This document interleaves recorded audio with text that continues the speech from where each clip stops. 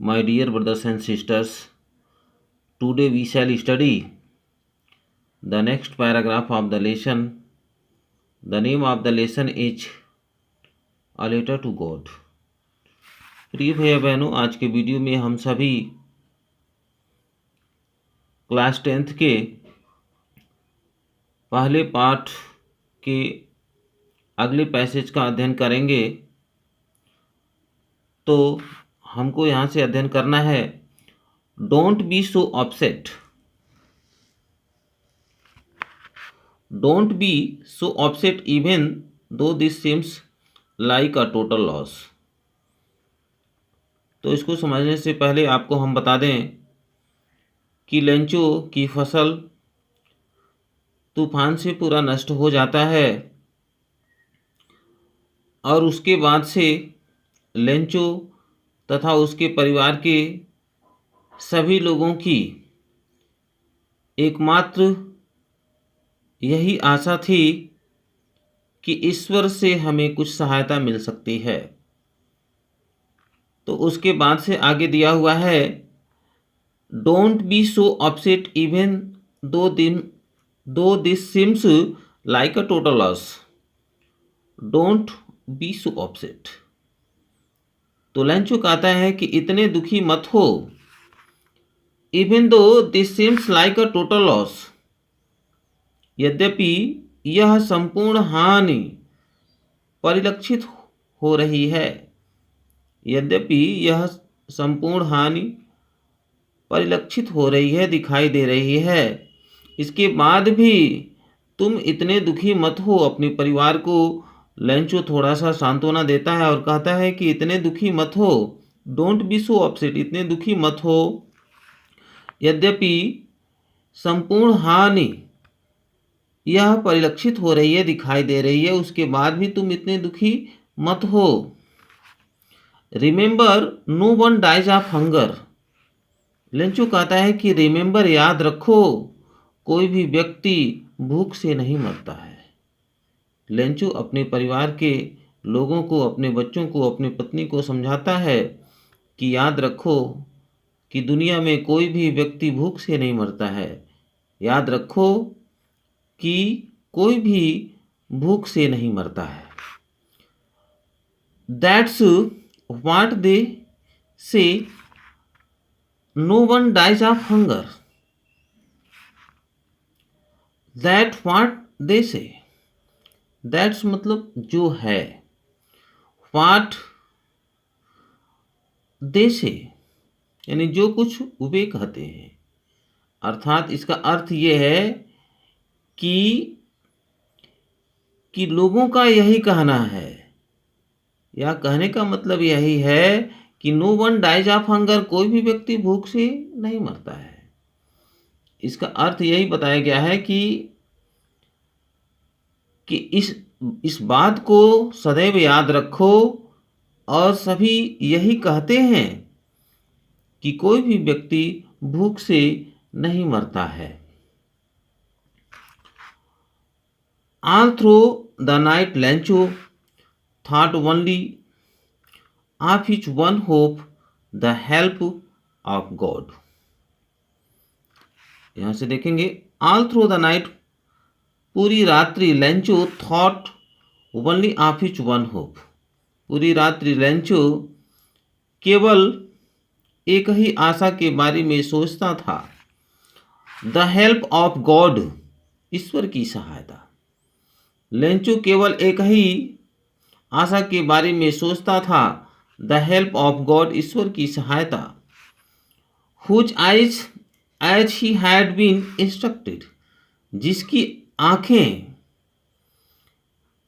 आंखें सदैव टिकी हुई थी।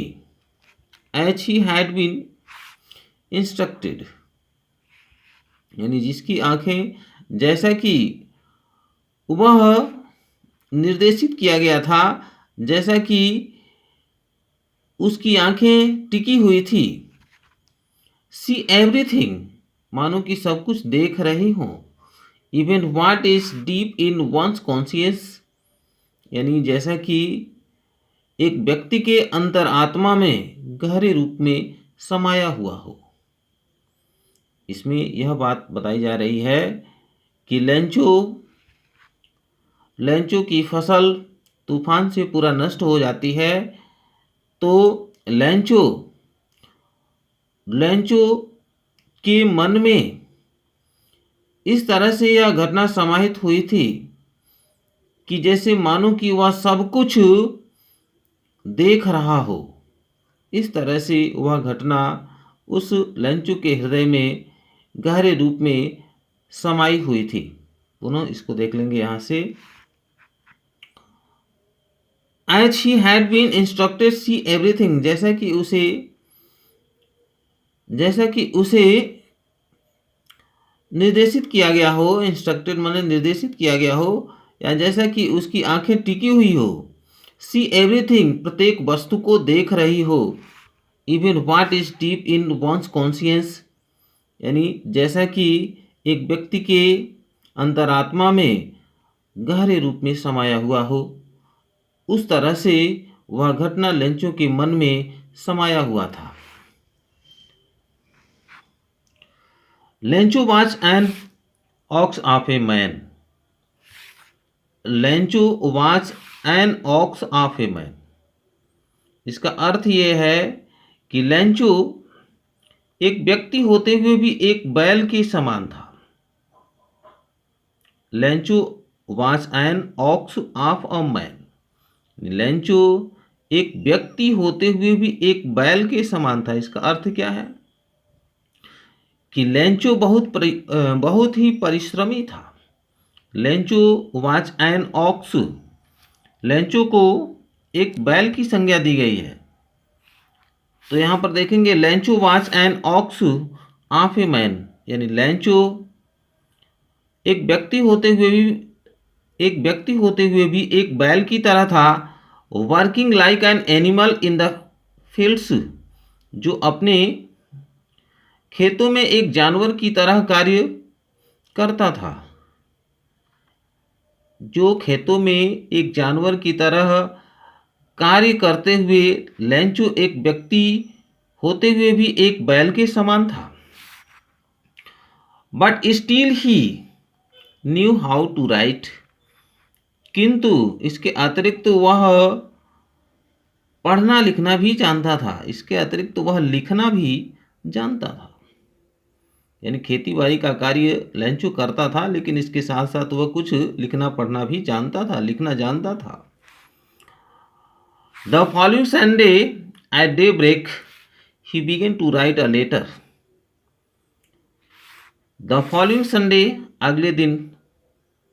अगले दिन रविवार को, एट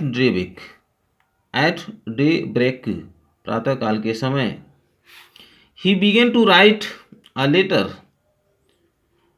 वह एक पत्र लिखना प्रारंभ किया। Which he himself would carry to town, जिसे वह स्वयं कस्बे में ले जाएगा।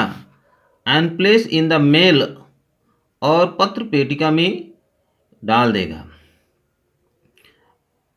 जिसे वह कस्बे में ले जाएगा और उसे पत्र पेटिका में डाल देगा। It was nothing less than a letter to God, और उस पत्र में ईश्वर के नाम पत्र की अपेक्षा कुछ भी नहीं था। उस पत्र में ईश्वर के नाम की अपेक्षा उस पत्र में कुछ भी नहीं था। और लेंचो ईश्वर के नाम पत्र लिखा। लेंचो को यह विश्वास था कि मैं ईश्वर के नाम पत्र लिखूंगा तो वह पत्र ईश्वर के पास जाएगा और निश्चित रूप से ईश्वर हमारी सहायता करेंगे। तो लेंचो अपने पत्र में क्या लिखा, आगे दिया हुआ है, यहाँ पर डबल इनवर्टेड कॉमा में दिया हुआ है। यह लेंचो अपने पत्र में लिखा है। गॉड ही रोट, लेंचो अपने पत्र में लिखा, वह लिखा गॉड, सबसे पहले लिखा गॉड, ही रोट, उसने लिखा। If you don't help me my family and I will go hungry this year. तो लेंचो अपने पत्र में लिखा कि यदि आप मेरी सहायता नहीं करेंगे, माई family and I will go hungry this year, यदि आप मेरी सहायता नहीं करेंगे तो मेरा परिवार और मैं इस वर्ष भूखे रहेंगे। I need 100 pesos in order to sow my field again. तो लेंचो कहता है कि मुझे 100 pesos की आवश्यकता है in order to sow my field again, अपने खेत की पुनः बुआई करने के लिए मुझे 100 pesos की आवश्यकता है। pesos का अर्थ यहाँ पर जैसे मान लीजिए डॉलर होता है, रुपए होते हैं, ठीक है, पाउंड होता है, उसी तरह से यह pesos क्या है, एक मानक है। तो यहाँ पर आप समझेंगे I need 100 pesos in order to sow my field again, कि मुझे अपने खेत की पुनः बुआई करने के लिए 100 pesos की आवश्यकता है।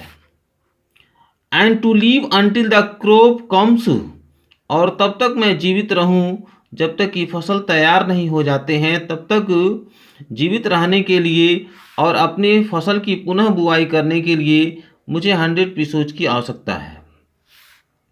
बिकॉज द हेल स्टॉर्म्स, क्योंकि आगे यहाँ पर लिखा है बिकॉज द हेल स्टॉर्म्स, क्योंकि ओले ने मेरे फसल को नष्ट कर दिया है। यहाँ पर डॉट डॉट अधूरा वाक्य अधूरा है, तो यहाँ पर आप समझेंगे कि क्योंकि ओले ने मेरे फसल को पूरा नष्ट कर दिया है। तो पुनः यहाँ से आप समझ लेंगे कि लेंचो अपने पत्र में क्या लिखा, गॉड ही रोट, उसने लिखा ईश्वर, if you don't help me my family and I will go hungry this year, यदि आप मेरी सहायता नहीं करेंगे तो मेरा परिवार और मैं इस वर्ष भूखे रहेंगे। I need 100 pesos in order to sow my field again and to live until the crop comps.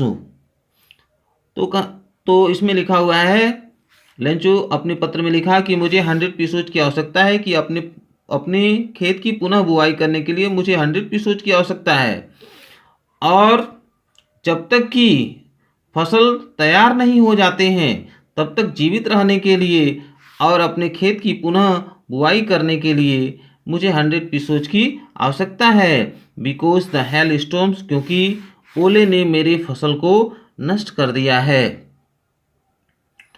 यहाँ तक आप टिक लगा लेंगे इस वीडियो में। यहाँ तक आपको पढ़ाया गया, आशा है कि आप निश्चित रूप से समझ गए होंगे। और यह वीडियो आपको कैसा लगा आप कमेंट के माध्यम से बताने का प्रयास करेंगे। धन्यवाद।